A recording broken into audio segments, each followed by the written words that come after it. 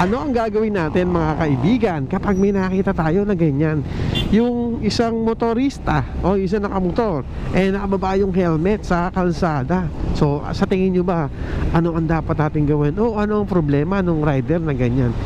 Siguro yung iba hindi napapansin, or yung iba hindi masyado alam, or sabihin natin na alam pero baka hindi lang pinapansin talaga.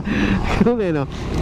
Alam nyo mga kaibigan, kapag po ang isang motor o isang rider o kasamahan nating rider nakita nyo sa kalsada tapos nakababa yung kanyang helmet mismo sa sahig, o sa sahig talaga, mismo sa kalsada yung kanyang helmet nakababa tulad yan, ang ibig sabihin po niyan mga kaibigan ay may problema po ang kanyang sasakyan o kailangan niya ng tulong. Ganun kasimple lang ha, kailangan na niya ng tulong. Kaya kung may makita tayo sa kalsada or sa mga kapwa nating rider na nakababa yung kanyang helmet sa kalsada mismo, tulungan po natin, lapitan natin, tigilan po natin at tanungin kung anong problema.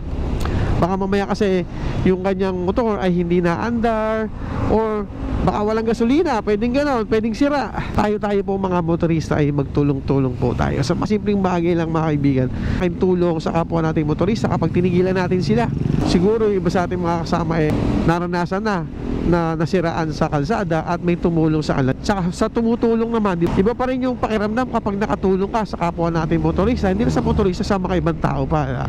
Kaya kung sa inyo mga kaibigan, laging tatandaan kapag meron po tayo nakitang helmet sa kalsada, sa tabi ng motor, wag yung kukunin.